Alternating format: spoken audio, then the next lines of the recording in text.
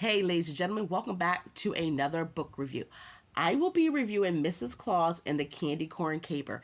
It is a short story in the Halloween Cupcake Murder. I got this book from my local library. Shout outs to my local library. Now, if you are interested in the Mrs. Claus mysteries, they go Mrs. Claus and the Santa Lane Slayings, Mrs. Claus and the Halloween Homicide, Mrs. Claus and the Evil Elves. Then it goes Mrs. Claus and the Candy Corn Caper, Mrs. Claus and the Trouble with Turkey, and Mrs. Claus and the Luckless Leprechaun, and Mrs. Claus and the Nightmare Before New Year's.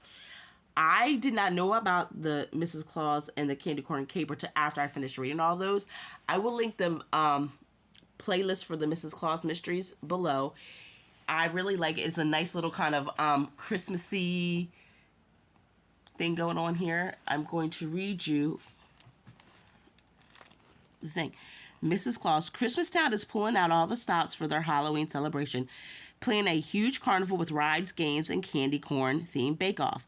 But the sweet theme stokes the bitterness of rivals among the elves until tragedy strikes at Santaland's newest bakery.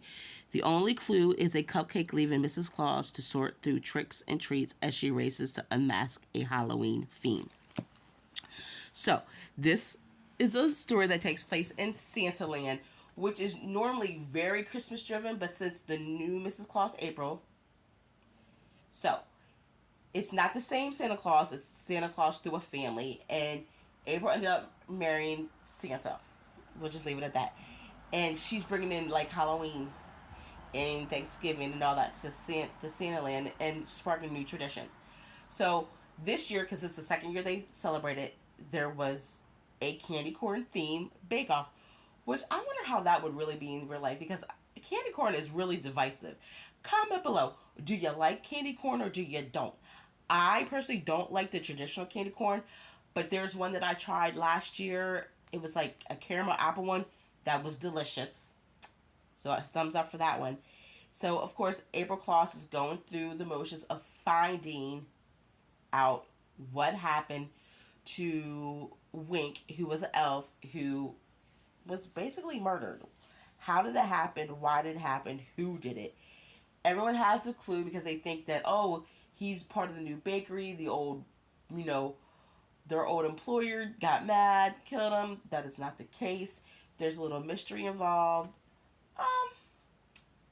That's about it. Like, it's not, this is an easy read. If you're looking for something just to take your mind off something and you don't have to think too much, I would say this is it. Plus, it kind of gets you in the mood because they talk about they made a haunted ice house, which I think is really, I don't know if anybody's ever thought about it. A haunted house inside of ice, that's got to have some kind of things going on.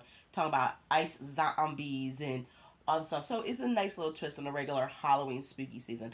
I found this series, I believe, last year, and I really have enjoyed it. That's why I picked up this one. I believe there's one or two other books that I need to get to. I believe there's another short story to it, and I'm actually looking forward to it. So comment below if you've read this series. If not, if you're interested. And plus, let me know. Candy corn, yes or no?